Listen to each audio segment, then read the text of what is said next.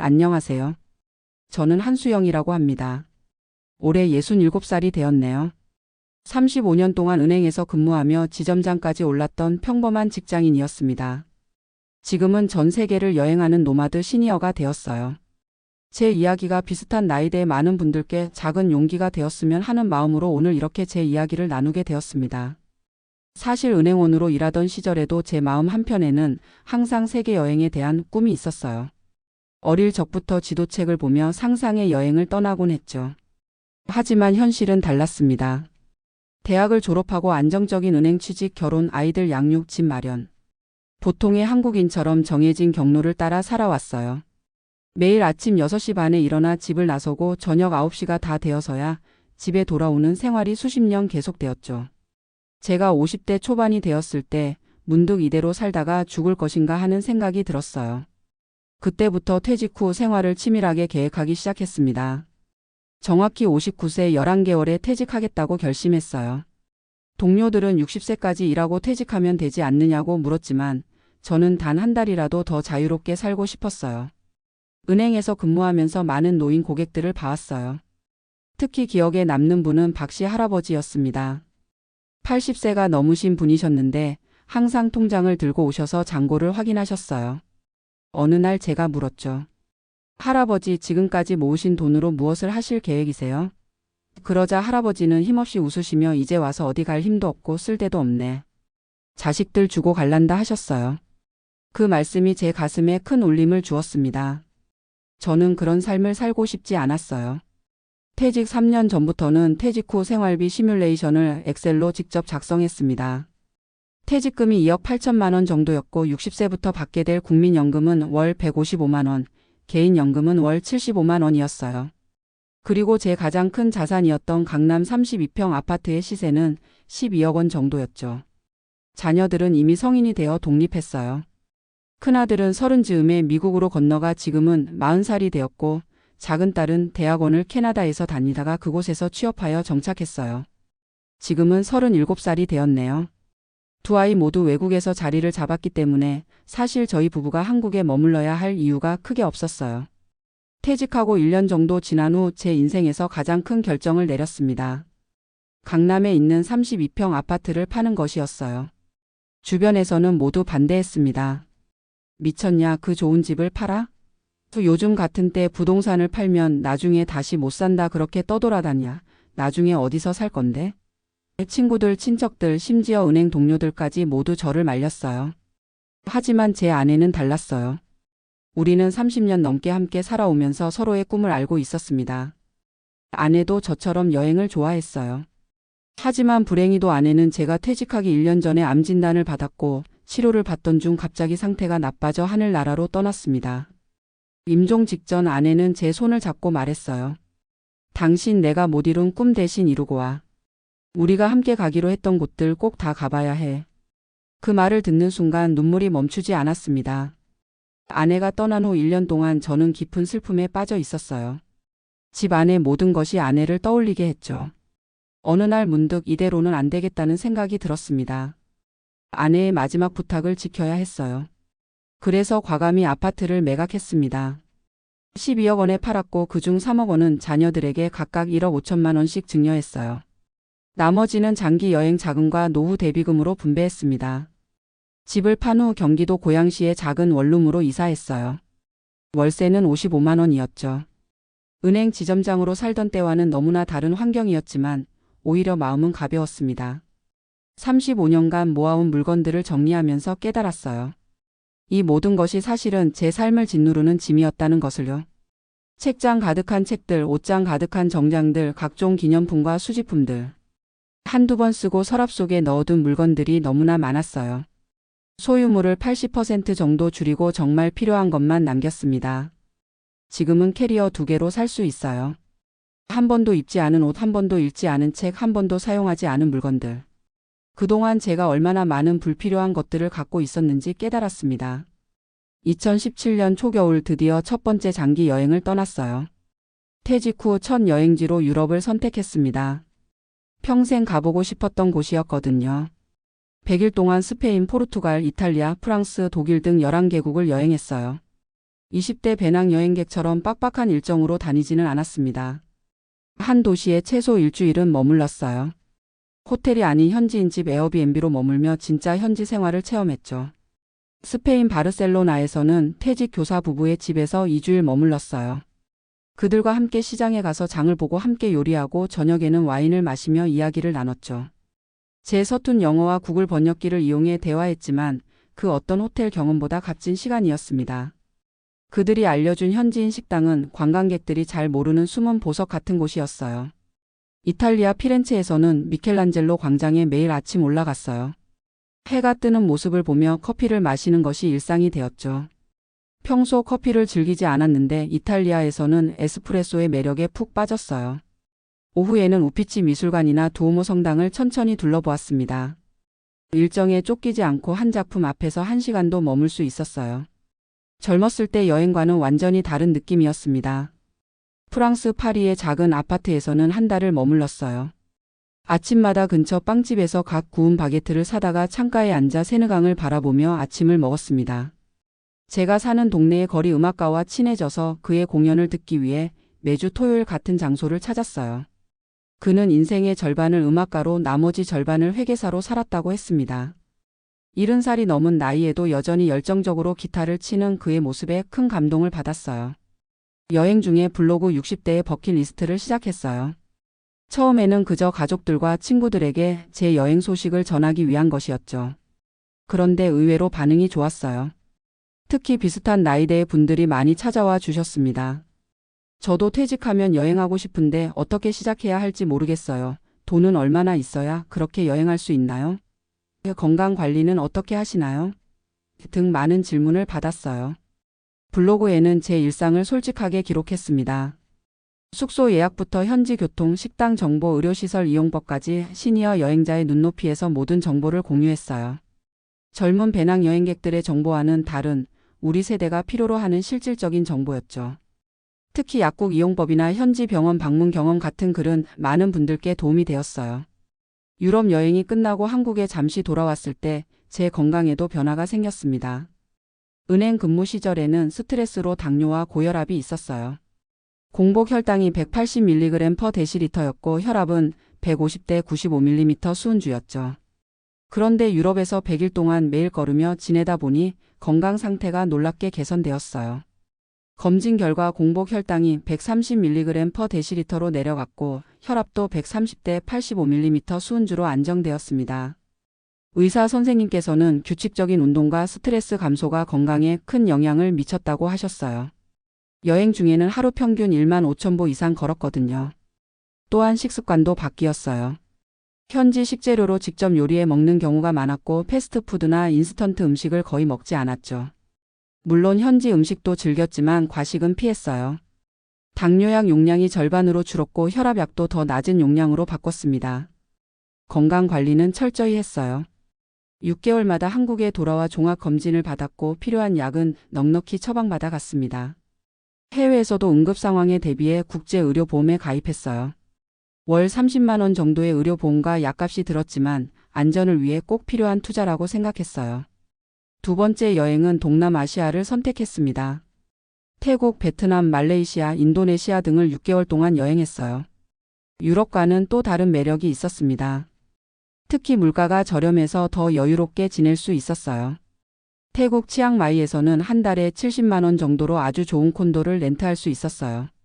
방 2개에 주방, 수영장까지 있는 콘도였죠. 치앙마이에서는 현지 요리 학교에 등록해 태국 요리를 배웠어요. 일주일에 2번 3시간씩 수업을 들었죠. 팟타이, 그린커리, 똠양꿍 등 태국 대표 요리를 마스터했어요. 선생님은 60대 태국 여성이셨는데 영어를 잘 하시지 못했지만 요리로 소통했습니다. 수업이 끝난 후에는 함께 만든 음식을 나누어 먹으며 이야기를 나눴죠. 그렇게 한국에서는 경험할 수 없었던 특별한 인연이 생겼어요. 치앙마이에서 만난 또 다른 특별한 인연은 60대 일본인 부부였어요. 그들도 저처럼 은퇴 후 세계 여행 중이었죠. 타케시 씨와 미도리 씨는 30년 동안 도쿄에서 서점을 운영하다 은퇴한 부부였어요. 우리는 게스트하우스 아침 식사 시간에 우연히 만났는데 서로의 이야기가 너무 비슷해서 금방 친해졌어요. 그들과 함께 3개월 동안 라오스, 캄보디아, 베트남을 여행했습니다. 타케시 씨 부부와 함께한 여행은 제 인생에서 가장 즐거운 시간 중 하나였어요. 서로 다른 문화와 언어를 가졌지만 우리는 비슷한 세대의 경험과 가치관을 공유했어요. 밤에는 맥주를 마시며 각자의 나라에서의 삶, 자녀들 이야기, 노후에 대한 생각을 나눴어요. 그들도 저처럼 집을 팔고 미니멀 라이프를 선택했다고 하더군요. 지금도 우리는 정기적으로 연락하며 지내고 있어요. 베트남 호이안에서는 또 다른 특별한 경험을 했어요. 현지 가족과 홈스테이를 하게 되었는데 그들과 정말 깊은 유대 관계가 형성되었어요. 응우엔 가족은 3대가 함께 사는 대가족이었어요. 할머니, 부모님 그리고 두 자녀가 있었죠. 그들의 집에서 2주일 머물면서 베트남 가정의 일상을 경험했어요. 매일 아침 할머니와 함께 시장에 가서 신선한 재료를 사왔고 그날의 식사를 함께 준비했어요. 할머니는 제게 베트남 요리의 비밀을 가르쳐 주셨어요. 저는 그 대가로 한국 요리를 그들에게 가르쳐 드렸죠. 김치찌개와 불고기를 만들어 드렸는데 특히 아이들이 좋아했어요. 언어는 통하지 않았지만 음식으로 마음을 나눌 수 있었죠. 응우엔 가족의 막내딸 마이는 영어를 공부하고 있었어요. 저는 그녀의 영어 선생님이 되어 주었고 마이는 제게 베트남어를 가르쳐 주었어요. 이렇게 서로 도우며 특별한 인연을 맺었죠. 지금도 명절 때마다 영상통화를 하고 있어요. 그들은 저를 가족처럼 대해 주었고 저 또한 그들을 제 가족처럼 느끼게 되었어요.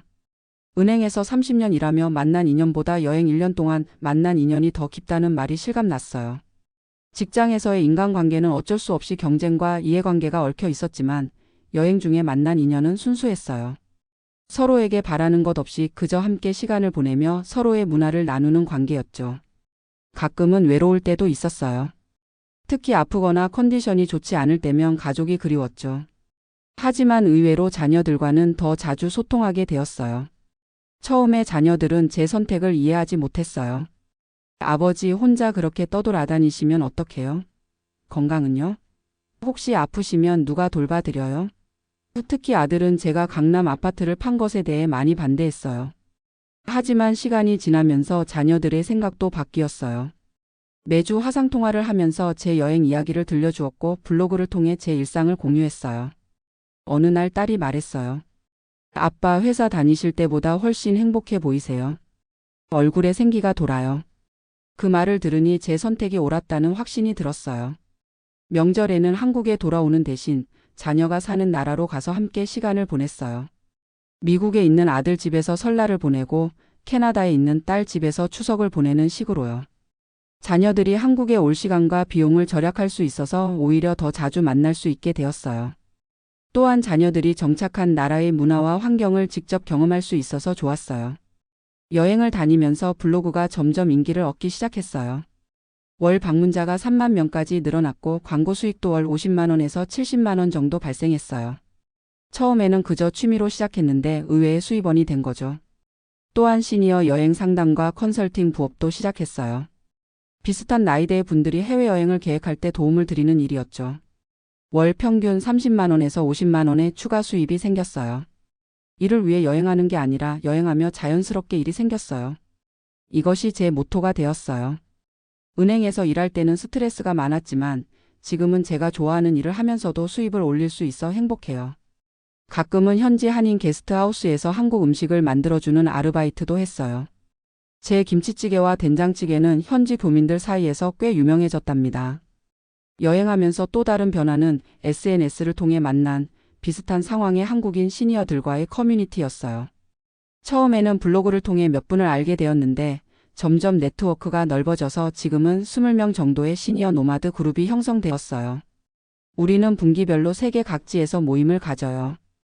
태국 방콕, 말레이시아 쿠알라룸푸르, 스페인 바르셀로나 등 번갈아 가며 만남의 장소를 정해요. 이 모임은 단순한 친목을 넘어서 서로를 돕는 안전망이 되었어요. 한 번은 베트남에서 갑자기 충수염으로 수술을 받게 되었는데 하노이에 살고 계신 우리 모임의 김 선생님 부부가 병원까지 찾아와 통역도 해주시고 간병도 해주셨어요. 그때 정말 감사했어요. 혼자 여행하지만 결코 혼자가 아니라는 느낌이 들었죠. 은퇴 후 외로움을 느끼는 노인들에게 우리만의 방식으로 새로운 가족을 만들었어요. 우리 모임의 단톡방은 24시간 활발해요. 각자 다른 나라에 있지만 일상을 공유하고 서로의 여행 정보를 나누고 때로는 깊은 고민도 털어놓아요. 한국에 있었다면 아마 이런 인연을 만나지 못했을 거예요. 제 계획은 75세까지는 적극적으로 여행하고 그 이후에는 한 곳에 정착하는 것이에요. 아직 가보지 못한 남미와 아프리카 대륙이 기다리고 있어요. 특히 페루 마추픽추, 볼리비아 우유니 소금사막, 아르헨티나 파타고니아는 꼭 가보고 싶은 곳이에요. 건강이 허락하는 한 계속 이동하는 생활을 유지할 생각이에요. 노후 자금에 대한 걱정을 하시는 분들이 많아요. 저는 현재 아파트 매각 후 남은 자금 7억 원, 퇴직금 2억 8천만 원, 기타 저축 1억 원 정도의 자산이 있어요. 연 4%의 수익률을 가정하면 약 4,300만 원의 수입이 생기고 여기에 국민연금과 개인연금 월 230만 원을 더하면 연간 7,060만 원의 수입이 되죠. 현재 연간 지출은 약 3,500만 원 정도예요. 월세 55만 원, 식비 80만 원, 의료보험 및 약가 30만 원, 기타 비용을 합치면 월 250만 원 정도 들어요. 물론 앞으로 의료비가 증가할 것을 고려해야 해요. 나이가 들수록 건강관리에 더 많은 비용이 들겠죠. 하지만 저는 이렇게 생각해요. 돈이 부족해지면 여행 스타일을 조정하면 돼요. 동남아에서는 월 150만 원으로도 충분히 살 수 있어요.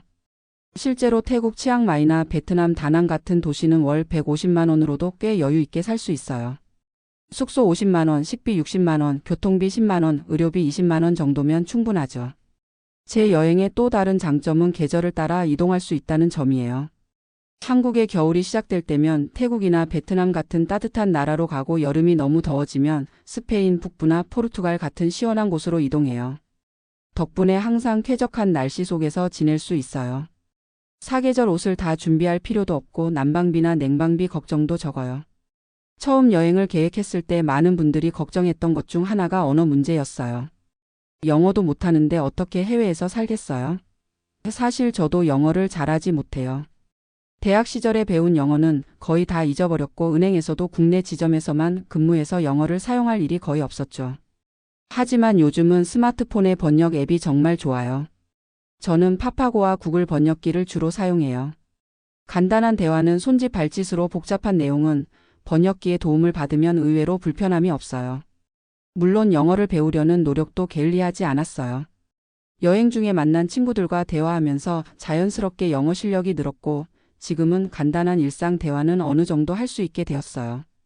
67살에 새로운 언어를 배우는 것도 정말 재미있는 경험이에요. 뇌를 젊게 유지하는 데도 도움이 된다고 하더군요. 식습관도 많이 바뀌었어요. 한국에서는 업무 스트레스 때문에 술자리가 잦았고 밤늦게 고칼로리 음식을 자주 먹었어요.